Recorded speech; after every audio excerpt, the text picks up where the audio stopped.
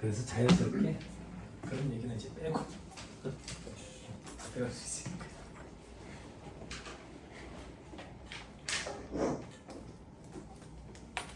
청강하고 오신 분 계시는데 시작하던 것이 지금 저거 종합 문제 하나 풀 건데 기본성에 있는 종합 문제인데 써머리밖에 없으신 분은 3-234페이지 보시면 돼요. 3-234페이지.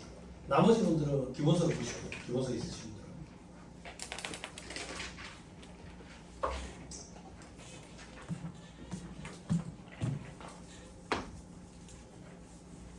청강을 좀 잘 이용하시면 좋겠어요. 저는 청강이라는 제도가 되게 좋다고 봐요. 아니다 싶다. 아싸리 빨리 접어버려야 되겠다 결제하기도 전에 이런 데도 도움이 되고, 혹은 와 인터넷으로 보는 거랑 다르네, 공부 생각보다 많이 해야 되네 라는 마음가짐을 다시 잡는 데도 도움이 되고, 괜히 인터넷에 3개월 만에 했다더라 4개월 만에 했다더라 그럼 말도 안 되는 헛소문 때문에 휘둘려가지고 이 바닥에 발을 들이는 거, 저는 그게 전 세계 최악이라고 봐요. 청강을 해봐야죠.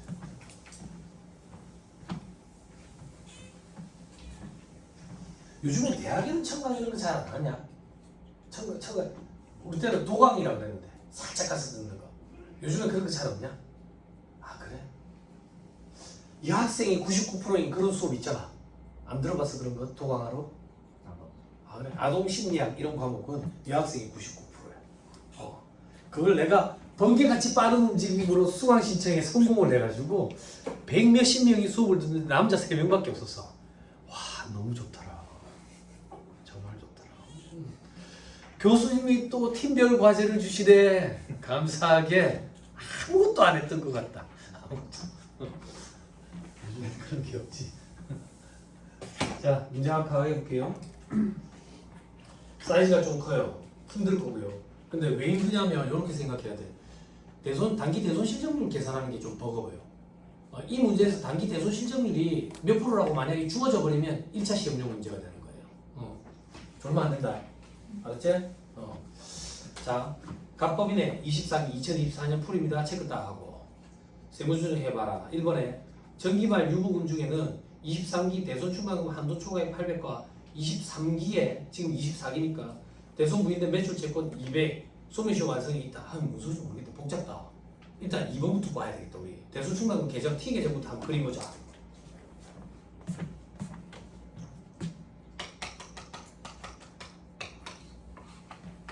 백만단위 생략할게요. 기초 1,500 있었다. 단기 설정이 2,000. 그리고 단기 상계가 1,000만 원. 그래서 기말에 2,500. 됐죠? 유보잔액이 있는지 좀 봐야 되는데 아까 1번에 유보잔액이 있었다. 정기말 유보금 중에는 대손충당금 한도 초과액 800. 7봐. 대손충당금 한도 초과액 800이 있었다는 얘기는 세법상 인정되는 대손충당금은 700이라는 얘기지. 그치? 그럼 정기에 소금부산이 대손충당금 한도 초과액 800 유보라는 세무조정이 있었겠지. 그치? 이게 단기에 자동 추인되지. 됐죠? 어렵다고 거짓말해봐. 안 어렵지? 그치? 근데 이걸 틀린다. 왜 틀린지 아냐 혜련아? 2차 수험생들이 잘 보세요 형님들. 이거 세무조정은 작년 세무조정이야. 이걸 자꾸 끼워 넣는다. 이런 실수하면 안 된다. 만약에 이런 것 때문에 떨어지잖아. 공부 접는다. 타격이 커가지고 이런 실수를 하면 내가 떨어졌네 이래가지고 휴징이 크다고. 그죠? 이 전기 분야 이거 들어가면 안 돼. 답안에 요거부터 들어가야지. 그지? 자 자동추이 시켜보자. 소금사리 전기 대손충당금 한도 초과에 800 마이너스 6. 자동추이 되는 이유는 뭐였지? 조회법 논리 때문에. 자 계속 갑니다. 자 23기에 대손 부인된 매출 채권 200이 있는데 이게 올해 소멸시효가 완성이 됐나 보네. 그럼 단기 상계액에 어떤 것들이 있는지 좀 봐야 되겠다. 근데 그 전에 3번에 보니까 단기말 재무상태표상 채권은 1억이다. 그지? 해봐야 되겠네. 한도계산 같이 들어가자.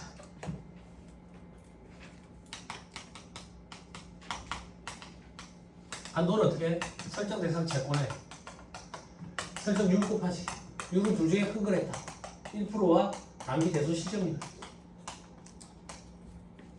됐죠? 됐죠? 자, 채권 지금 기말에 얼마나 하는데? 1억 있다. 1억. 자, 여기서 더하고 빼고 시작할 거야. 자, 그런데 이 중에 500만 원은 채무보증금에 대한 부상채권이야. 보증채무 대위면전에 대한 부상채권 배제. 설정된 상태권에서 배제.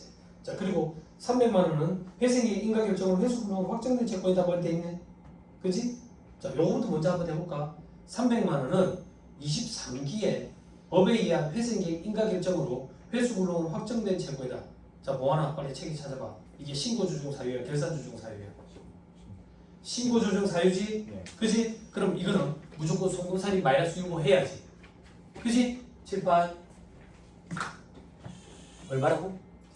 300만 원. 칠판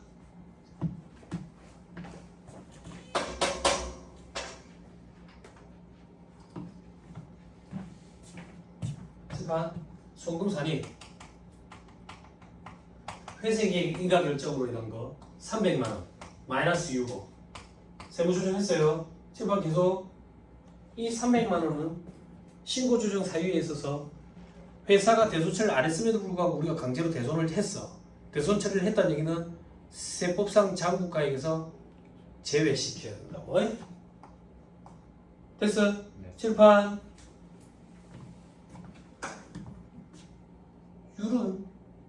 율은 둘 중에 큰 거랬다고.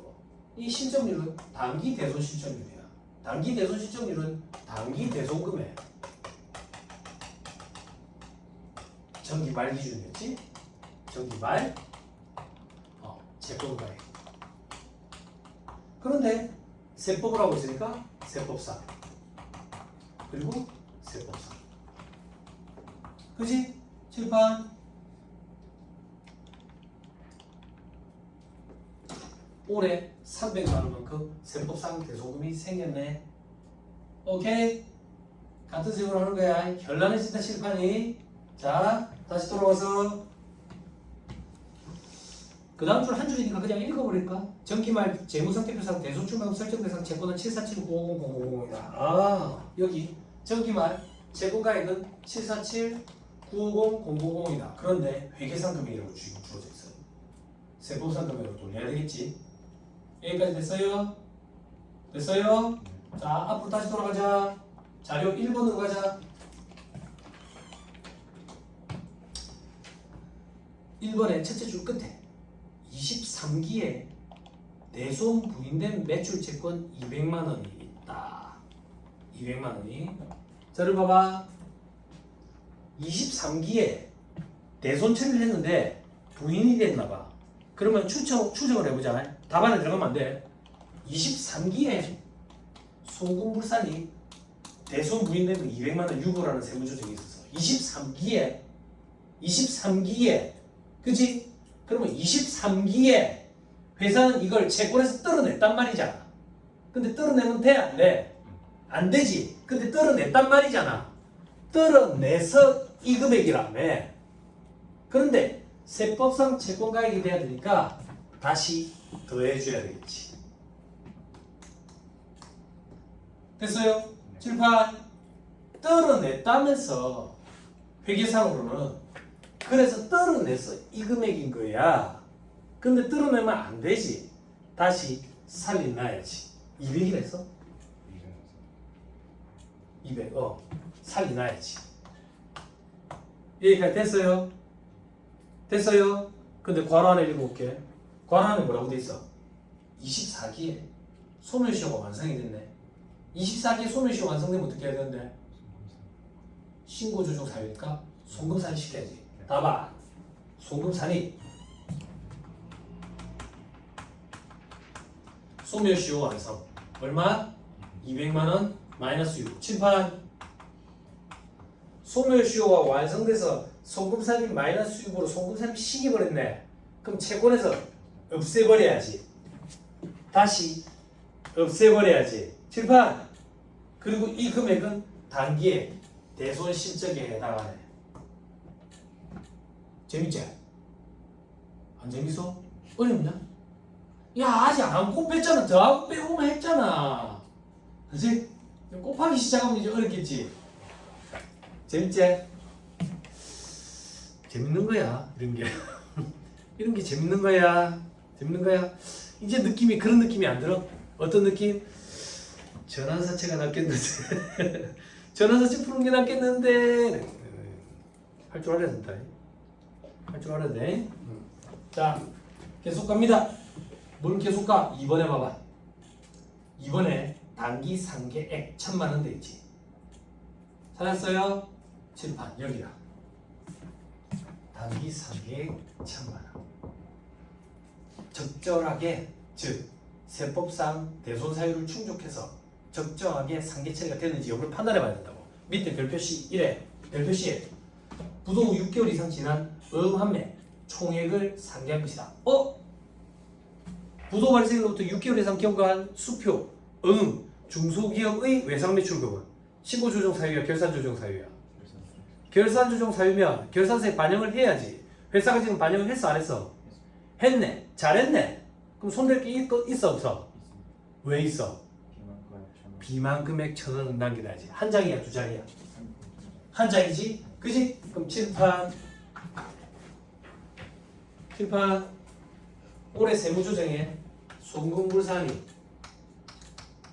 그지? 어음이었지? 네. 1000원 유보 그지? 그래요 안 그래요? 그리고 여기 이 1000원 유보 살리 놔야지. 회사는 싹 다 빼버렸다고. 얼마만큼 1000만원 싹 빼버렸지. 1000원 살리 놔야지. 칠판 회사는 단기에 대소금을 1000만원이라고 했는데 1000원만큼은 제외한 게 대손금이지. 돼요? 힘드냐? 소연아 힘들어? 다 했어. 그지? 안 힘들지? 그지? 됐어요? 안 됐어요? 자 이제 해답 보고 갈게요. 요거 하면 금액이 얼마가 되는데 92001 요 금액이 92001. 자 대손실적률은 어떻게 되는데 대손실적률은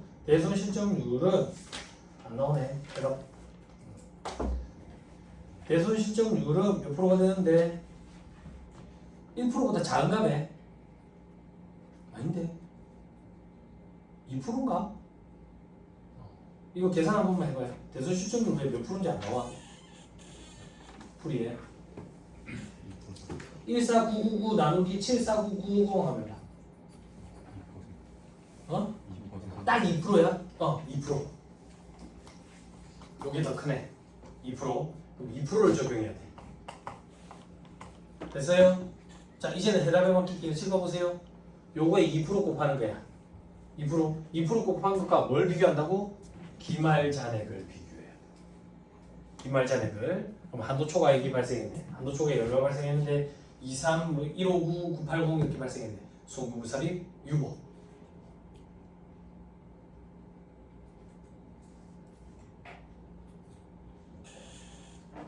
됐어요? 네. 됐어요? 안 됐어요? 됐습니다. 됐죠? 자, 해답해 보면 1253페이지 해답에 보면 3번에 박스 바로 밑에 참고가 돼 있죠. 그죠? 자, 서머리 와봐. 서머리에도 오면 3-235페이지 박스 바로 밑에 참고가 돼 있죠. 참고. 됐어요? 이제 제 얘기를 봐. 책의 저자가 이 파트에 와꾸를 하나 만들었다. 와꾸를 하나 만들었는데 이게 그다지 강력하지 않아. 김영동 회사의 와꾸처럼 한눈에 봤을 때 눈에 팍 들어오면 좋은데 이게 그렇게 강력하지 않아. 강력하지 않아서 수험생들이 제가 강의할 때 보니까 이 와꾸 암기하다가 틀려. 와꾸를 암기하다가 틀려. 그래서 뭐 여러분들 뭐 알아서 하시겠지만 제가 시험장에 다시 간다. 나 이래 하네. 응? 이제 그럼 어떻게 하는데? 이렇게 하면 돼. 이건 어떤 방법인데? 이 책의 저자가 원래 하던 방법이에요, 저게. 응? 이야기를 꾸미듯이 요렇게. 그래서 지금 저거는 1차 시험을 보면 훨씬 더 사이즈를 훨씬 초과해 버린다고. 커 지금 사이즈가. 그러니까 시간이 많이 걸렸지. 만약에 우리 1차 시험에 요 유리 2%다라고 줘버리면 1차 시험 사이즈가 됩니다. 그리고 1차 시험에서는 유를 잘 안 건드린다고. 유리 어렵기 때문에. 2차 시험은 무조건 이거 건드리지. 됐어요? 1차 시험은 일반적으로 설정 대상 채권 이거 더하고 빼고 요거식이다. 됐어요? 됐죠? 느낌이 달라. 이쪽에 저자가 EX 다듬에 오는 이유는 퇴직급여 충당금이나 퇴직연금 충당금 와갖고 때문에 그 와갖고는 직관적으로 한눈에 확 보이는데 요거는 그렇게 안 보여. 응? 응? 왜 저렇게 해? 응?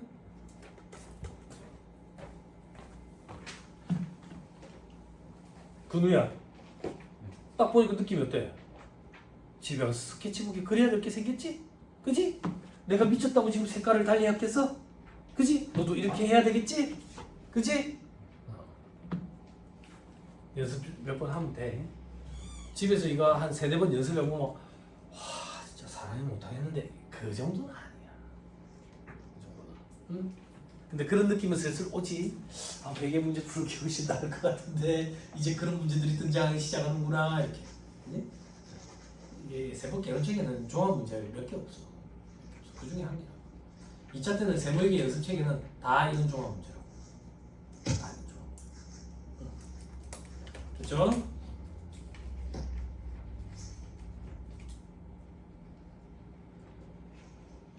됐습니다. 잘 붙습니다. 넘어갑니다. 자, 3-237페이지 보면 정기 대손 처리한 걸 단기에 추심했대. 요거까지 보지 마세요. 1차 시험 대비할 때 객관식반에서 객관식 문제 한 문제 있는데 그때 제가 좀 설명해 드릴게요. 그다지 중요하지도 않고. 상업채권 추심이라는 얘기는 요거 심부름센터 직원 고용해가지고 돈 받아냈다 이렇게 생각하면 돼. 그러면 이제 우리 회계 처리하면 차변의 현금, 대변의 대손충당금이니까 대손충당금이 증가하는 형태로 여기에 달린다. 여기에 달린다. 그런 거예요. 그랬을 때 어떻게 할 거냐 하는 건데 그런 거 객관식반에서 해도 충분해요. 자, 3-238페이지 추가 정리. 자, 밑에 합병 분할의 경우 대손충당금 승계되어 있죠.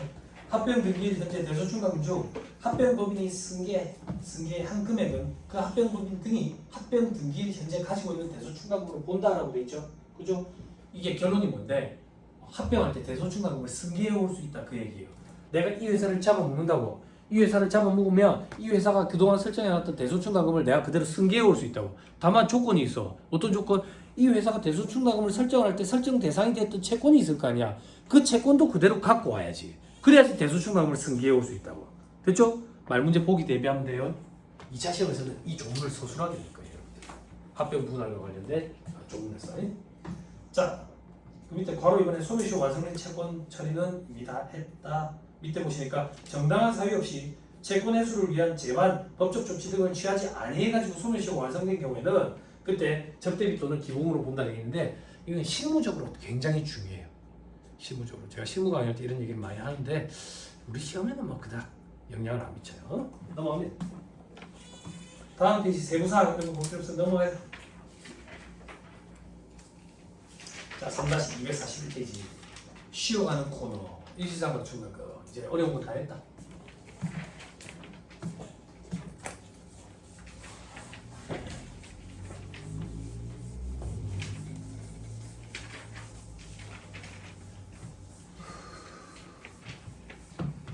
지금 그림 좀 그려봤어?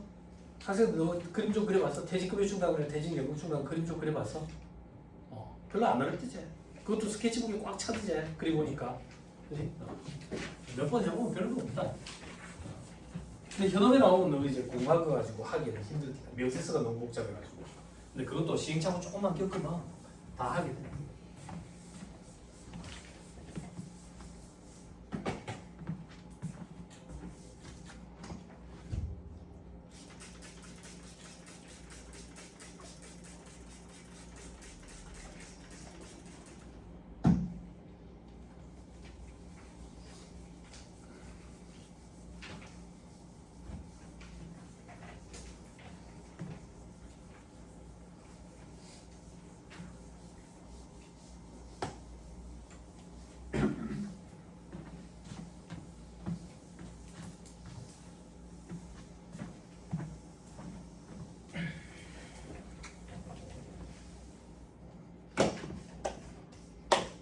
갑시다. 자, 일시상각 충당은 압축기장 충당은 어떤 건데 여러분들은 회계 시간의 공간 정부 보조금 회계 처리 떠올리면 돼요. 정부 보조금 회계 처리. 여러분들은 자산차감법 얘기했을 거예요. 회계 시간에 그거 얘기하는 거예요. 자, 밑에 4일 동안 계산 구조에 2에 돼 있죠. 자, 1월 1일에 건물에 화재가 발생해가지고 건물이 지금 잔고가액 200인데 불타서 없어져 버렸어. 없어져 버렸다고요? 그거에 대비해가지고 우리는 보험을 짱짱하게 넣어놨거든. 그 보험금을 300원을 받았대. 300원을. 그래 보험 300원 받은 거에다가 내 돈 태워가지고 건물을 700원짜리 지어 올리는 거야. 지어 올린다고. 됐어요? 그럼 보험 차익은 도대체 얼마인데? 보험 차익은 보험금 수령한 거에서 건물 잔고가액 소실된 거 차감한 게 보험 차익이야. 100원만큼. 보험 차익. 법인세법은 순자산 증가세를 입각해 있기 때문에 무조건 다 입금으로 보고 과세한다고. 그럼 보험 차익 100원에 대해서 입금으로 봐가지고 과세를 해버리면 건물 700원짜리를 다 못 올리고 그 중에 일부가 세금으로 빠져나가기 때문에 건물을 올리다가 중단해야 되는 일이 생길 수가 있다고. 됐어요? 그러면 그러면 보험 차익에 대해서 과세를 안 할 거냐? 아니, 과세를 하긴 할 건데 뒤로 미뤄서 과세하겠다 그 얘기야. 그럼 어떻게 뒤로 미루는데? 당장 보험 차익에 대해서는 입금 불산이 마이너스 유보라는 세부 조정을 해가지고 과세 문제가 안 생기도록 하고 추후에 입금산이 유보로 추인하면서 과세하겠대.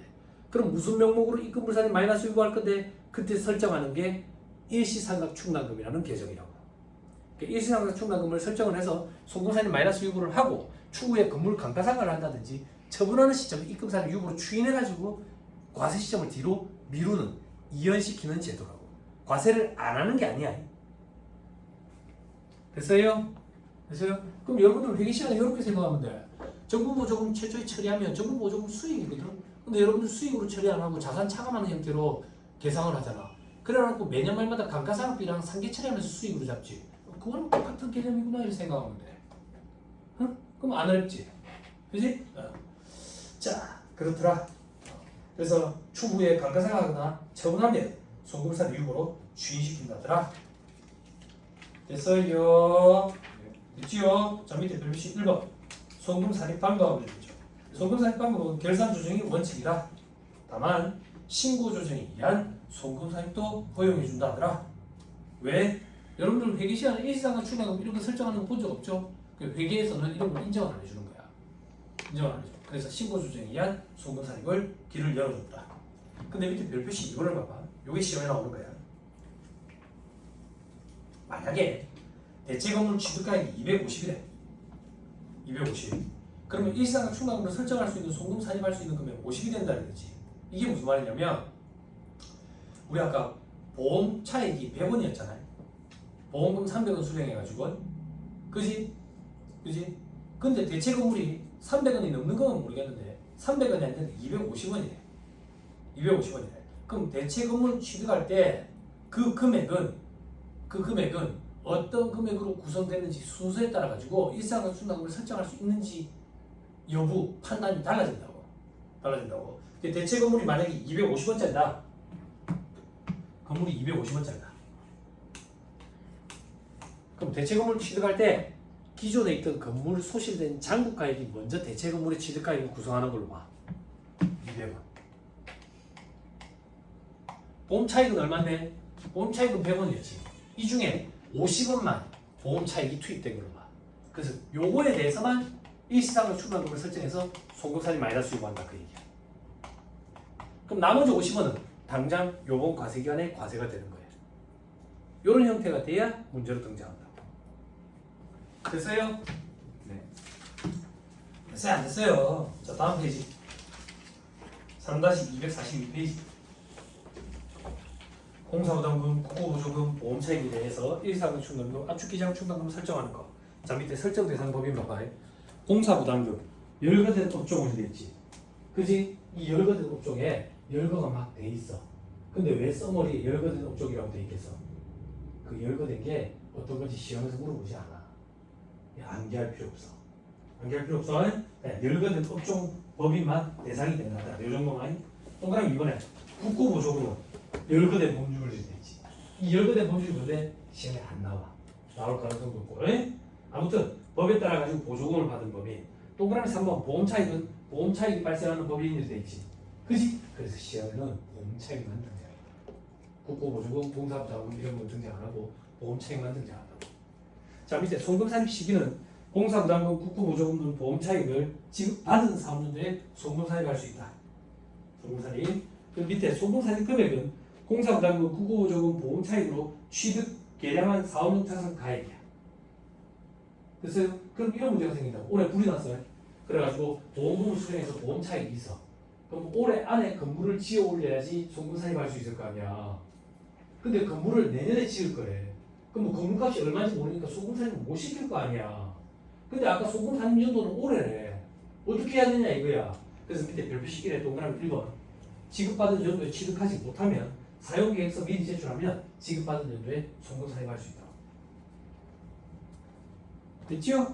자 위로 올라가서 네 번째 칸 송금사립 요건 의무 사용 공사부담금, 국고보조금, 보험 차익을 지급받은 사업연도의 다음 사업연도 개시로부터 1년 내에 관련된 사업용 자산 취득해야 돼. 아니면 전에 딱 입금사항이 추인돼버린다고. 근데 과란의 보험 차익은 2년. 2년을 기억해. 시험에 보험 차익이 등장하니까. 됐죠? 자, 그 다음 입금사항 환입은 언제 하는데 일반 환입은 감가상각 하거나 처분할 때 환입될 거고 일시 환입은 사유가 발생하는 연도에 입금사항이 되지. 그 사유가 뭔데? 위반했겠지. 요건을. 어떻게 요건 위반했는데 1년 내 혹은 2년 내에 그 사업용 자산을 취득을 안 했대. 취득을 안 했대. 됐죠? 혹은 그 밑에 그 전에 해산했대. 됐나요? 또 시험에 나오는 게 뭐 있는데 저 밑에 별표시 4번 보험 차익에 대한 충당금 설정 요건은 2년 내에 보험 대상 자산과 같은 종류의 자산을 대체 취득해야 돼. 즉 건물에서 발생한 보험 차익, 건물에 불이 나가지고 보험금 수령해서 보험 차익이 있는데 그걸 가지고 기계를 취득했대. 이런 건 안 된다 그 얘기야. 같은 종류의 사업용 유형 자산이어야 돼. 됐어요? 들어보세요. 이시장각 충당금, 압축기장 충당금은 매년 시험에 등장하는 게 아니에요. 빈도수가 몇 년에 걸쳐서 한 번 정도 등장을 해요. 그럼 지금까지 강의한 건 말문제 보기에 같이 묻혀 나올까봐, 묻어 나올까봐. 그래서 대비하라는 거고 계산 문제는 몇 년에 한 번 정도 등장해. 중요도가 많이 떨어진다. 그렇지만 한번 연습해보자. 뭘 가지고 연습할 건데 다음 페이지 사례 이렇게 있는데 이거는 책을 안 갖고 계시는 분들만 보시고 책을 갖고 계시는 분들은 기본서에 1260페이지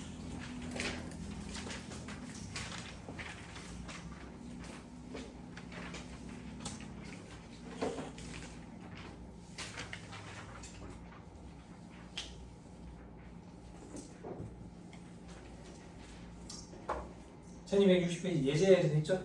그죠?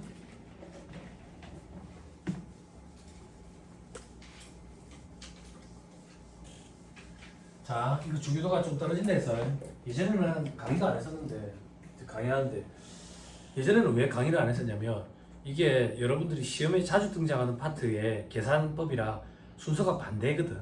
반대. 어떤 계산법이냐면 우리 자산을 감액했을 때 세부 조정하는 거 있지. 자산을 감액하면 송금사립 마이너스 유보하고 감액분 상각비 직구인하고 상각 시부인하잖아. 요거랑 순서가 좀 반대돼.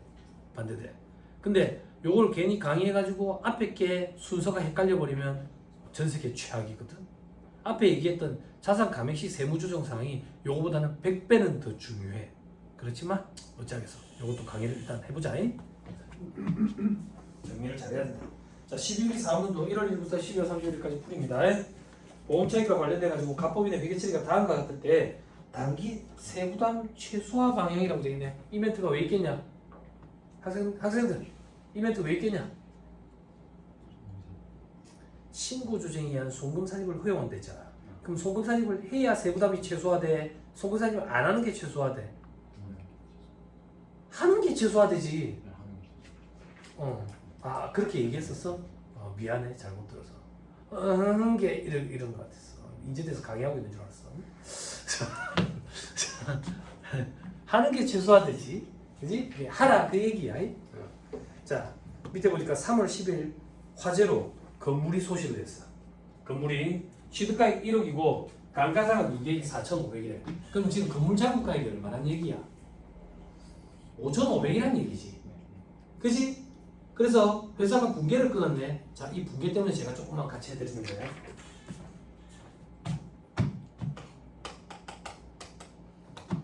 건물 1억짜리 없애면서 감가상각 무게 4,500이 없어졌지. 그지? 그럼 5,500만큼이 이제 소실된 거잖아.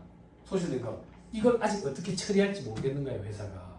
보험금을 수령을 안 해서. 그래서 그냥 미결산이라고 처리해놨어. 이 계정 과목에 대해서 수업들이 좀 힘들어하더라고. 아직 임시 계정으로 그냥 처리해놨다 이렇게 생각하면 돼.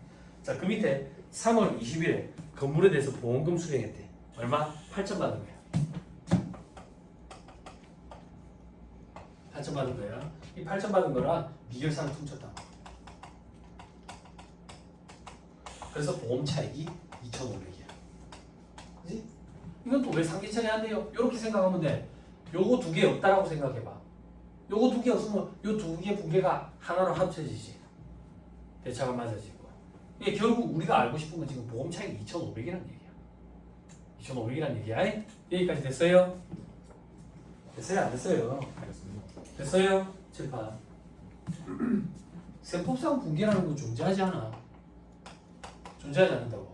근데 존재한다라고 가정하면 이렇게 되지 않을까 그 얘기야. 뭐가 어떻게 달라지는데? 아까 상각 부인액이 있더라. 상각 부인액이 얼마 있었는데?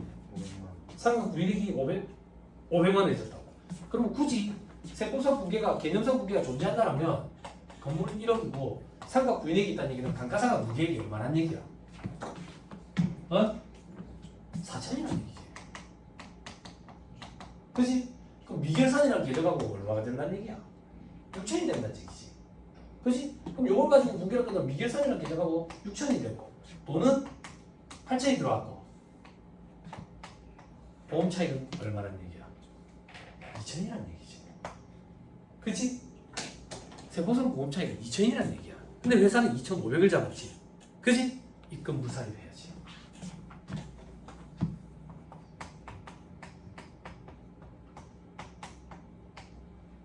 어?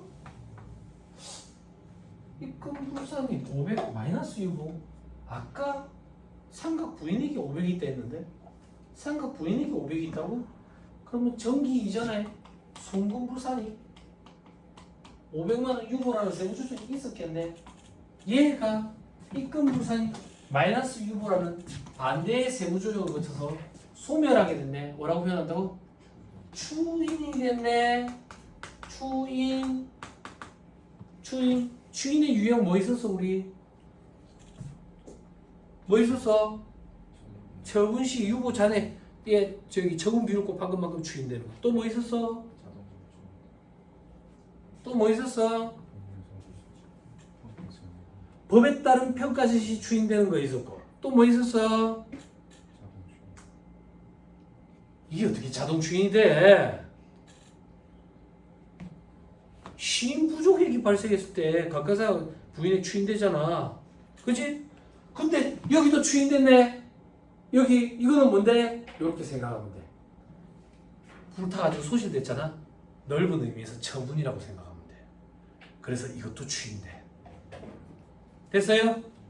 됐어요? 입 다물고 해야 돼. 입 다물고 팔이 들어간다. 왜 이래 버리고 있지 마라. 자, 다시 돌아와가지고 계속 가자. 자, 3번에 4월 1일에 보험금을 가지고 건물을 취득해. 건물을 취득해. 얼마짜리인데? 7천짜리인데. 7천짜리. 그죠? 그래요 안 그래요? 네. 그죠? 그럼 봐봐.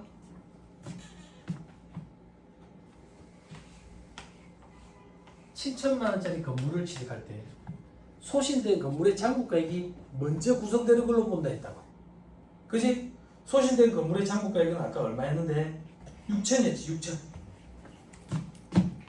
그지? 6천.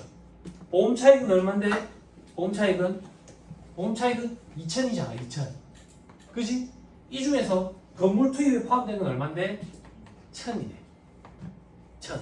이걸 뒤로 밀어주겠다 그 얘기지. 어떻게? 입금불살입 혹은 송금살입. 일시상각 충당금. 압축기장 충당금은 저기 비상각 자산에 설정하는 거. 상각 자산은 일시상각 충당금. 1,000만 원 마이너스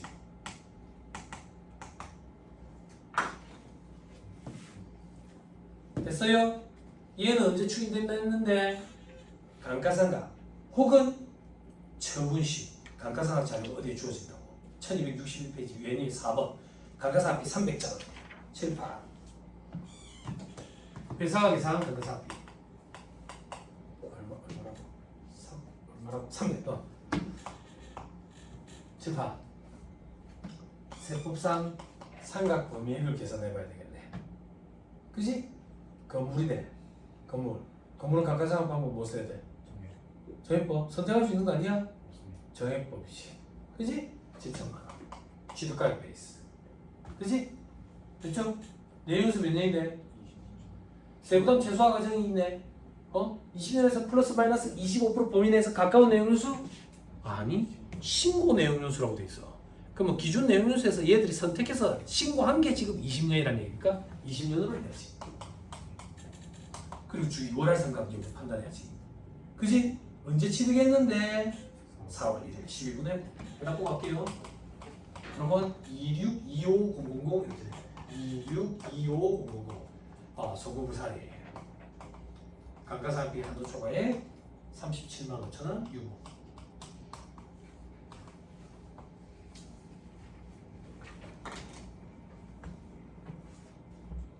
됐어요? 네. 됐어요? 지금 제가 할 게 뭔데? 상각 15인 계산했어. 그 다음 뭐 해야 되는데? 일시상각 중간과 상계 처리해야 돼. 이게 뭔데? 여러분들 회계 시간에 감가상각비 계산하고 감가상각비랑 상계 처리했지. 그치? 그러면서 수익으로 인식했지. 대변에 감가상각비를 놓고 기억나 그렇게 했던 거? 그치 혜련아? 기억난다 그러니까 엄청 반갑네. 산식이 어떻게 돼? 상계 처리하는 거. 감가상각비 곱하기 밑에 위에 밑에 뭐 밑에 뭐 취득가액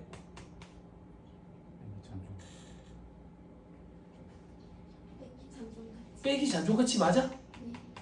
이걸 빼? 이걸 빼? 빼야지. 그지? 가소롭다는 듯이 웃고 있다. 그지? 다음은 너다. 분자에 보조. 그지? 이걸 빼야지.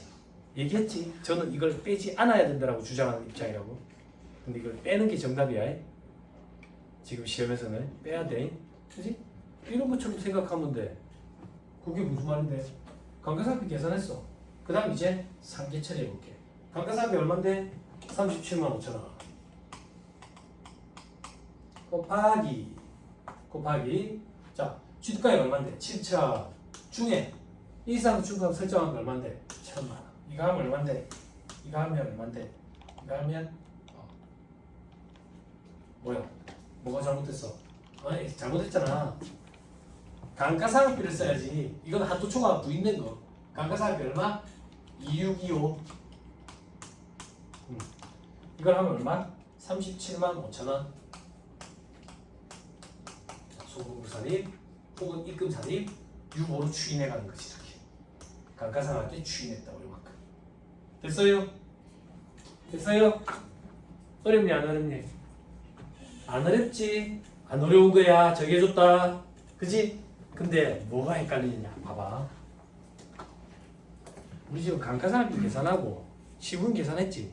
시분 계산해서 한도 초과된 걸 제외한 즉 262만 5천원은 뭔데? 세법상 적정한 감가상각비지. 요걸 계산해가지고 상계 처리했다고. 상계 처리했어. 송금상이 일어나고 시분 계산하고 상계 처리했네. 우리 과거에 자산을 감액하는 세부 조정이 있을 때 송금상이 마이너스 요구했지. 그리고 그 다음 뭐 했어?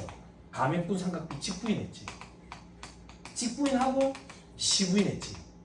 그지? 직부인 계산 산식이 요거랑 비슷해. 시부인 계산 산식은 요거고. 그래서 자산 감액했을 때 세무 조정하는 거라 순서가 반대야. 반대야.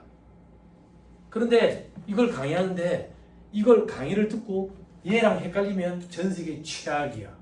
왜냐면 얘가 100배는 더 중요해. 얘보다. 이거는 매년 나와. 이거는 몇 년에 한 번 나와. 응? 됐어요? 수업으로 돌아오세요. 3-243페이지 맨 밑에 정리. 일반적인 자산 감액 조정, 일상 충당금 조정. 그러니까 자산 감액했을 때는 감액분 상각이 직분이 상각 시분이 나는데 일상 충당금은 상각 시분에서 적정한 감가상각비부터 먼저 계산해놓고 상기 처리로 간다. 됐나요? 자, 3-244페이지 정리해보면 2차 시험용이라 가지고 자산 차감법 했을 때거든. 이거 신경 쓰지 마. 1차 시험에서는. 이건 어떤 건데요? 여러분들 자산 차감법을 하잖아. 근데 정부 보조금은 수익이 맞거든. 세법상 입금이야. 그래서 입금 사직을 해놔놓고 일시상각 충당금 설정하면 그 입금 불산이 마이너스 요구를 해. 그럼 입금 산이 유보도 있고 입금 불산이 마이너스 요구도 있으니까 감가상각비랑 상계 처리할 때 이 두 개가 같이 상계 처리되면서 가. 인상집 부를 필요 없어. 어렵거나 이런 건 아닌데 좀 복잡해지는 거야. 추인되는 게 한 개 더 있어서. 네. 2차 시험 때는 신경 쓰지 말자. 넘어가면 3-245페이지 구상채권 상각 충당. 신용보증 사업을 하는 내국법인 중 신용보증기금 공제조합. 자, 우리 회사는 신용보증기금이다. 이렇게 시험에 안 나와. 안 나오는 거야 이게. 됐어요? 근데 말문제 보기를 대비해야 돼. 말문제 보기는 뭔데? 송금산입 방법에 결산 조정을 원칙으로 하되 한국채택 국제기준 적용 범위는 이익 처분에 의한 신고 조정도 가능해. 이익 처분에 의한 신고 조정은 어떤 건데 이익 잉여분을 차변에 넣는 거지. 그리고 대변에는 충당금을 설정하는 거야. 앞에서 했었죠? 기억나요? 됐어요? 자, 나머지 볼 필요 없어요. 넘어가세요. 자, 이제 날아갑시다. 준비금. 준비금은 미확정 채무니까 세법에 인정이 안 돼. 다만 열거된 것은 계상하면 인정이 된대. 그 열거된 게 뭔데? 밑에 동그라미 1번 보험사업을 하는 내국법인의 책임준비금. 우리 회사는 보험사업을 하는 내국법인이다. 이렇게 시험 등장 안 해요. 보험사업을 영위하는 내국법인의 비상이용 준비금. 우리 회사는 보험사업을 영위하는 내국법이다. 이렇게 시험에 안 나와요. 보험회사의 해약환급 준비금. 우리 회사는 보험회사다. 시험에 안 나와요. 비영리법인의 고유목적 사업준비금. 우리 회사는 비영리법인이다. 1차 시험에서는 등장 안 해요. 그래서 볼 게 없어요. 근데 말문제 보기를 대비해야 돼. 어떤 거? 자, 밑에 결산 조정이 원칙인데 이익 처분에 의한 신고 조정으로 송금산입도 허용이 돼. 됐어요? 교통보상 준비금, 비영리법인의 고유목적 사업 준비금, 한국주택 국제기준 적용법인 비상이용 준비금, 보험회사 해약환급 준비금 이런 게 있다더라. 밑에 법인세법상 준비금. 보험 영위법인이다. 시험에 안 나온다. 다음 페이지. 비영위법인. 여기는 누가 체크해놨지? 근우야, 누가 체크해놨지? 그지? 너가 체크해놨지? 어디에 체크해놨는데? 이자와 배당에. 뭐 할 때 체크했는데? 수입 배당 입금 불사에서. 결론 얘기해줘. 이게 어떻게 엮이지? 수입 배당 입금 불사에 계산해? 안 왔었구나. 부인만 해놨어? 부인만 해놓으면 절대 기억 안 난다. 사람인지 알아. 책이 엄청 이렇게 많이 끌었네. 침을 많이 흘렸구나. 책이 엎드려서 자면 책이 점점 두꺼워져. 침을 흘리면 책이 점점 두꺼워진다고. 그리고 혀가 줄쳐놓은 게 위로 자꾸 올라가. 어디야? 수입 배당금 입금 불산인 계산 배제. 그죠? 고용목적 사업 준비금을 송금 산입한 비영리법인. 그지? 그거 할 때 이자 배당했었지. 그지? 왜? 100% 설정하니까 이중과세 문제가 없다 했지. 기억나요? 안 나요? 네, 맞습니다. 시험에 나온다고. 됐죠? 돌아오세요. 나머지 볼 필요 없어요. 뒤에도 다 볼 필요 없어요. 그럼 이제 정리하러 갑시다.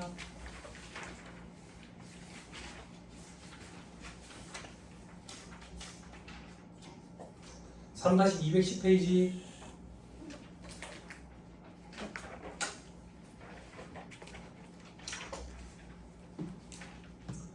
상단시 210페이지 맨 위에 별표시 2번 결산 조정이 원칙인데 다음은 신고 조정에 의한 송금산입도 허용한다더라. 동그라미 2번에 일시상각 충당금 압축이자 충당금 이미 신고 조정 사항이었다. 해도 되고 안 해도 되고.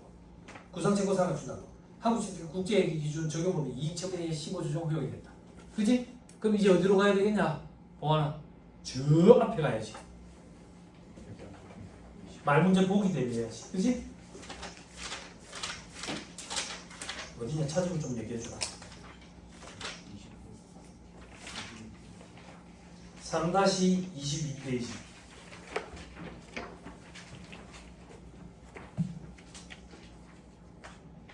3-22페이지. 자, 괄호 3번 신고조정사항. 반가로 1번 임의 신고조정사항. 그지? 다음 페이지 펴봅시다. 자, 일반 법인에게 적용되는 거 일시상환충분금, 압축기 장충분금. 동그라미 2, 3번 볼 필요 없고. 그지? 그치? 밑에 교통보상 준비금, 해양환경 준비금, 고유목적 사업 준비금. 그지? 그리고 그 밑에 뭐 비상위험 준비금, 구상채권 상각 충당금. 그죠? 이미 신고 조정인데 오른쪽에 보니까 이익처분 적립 여부에 동그라미 돼 있네.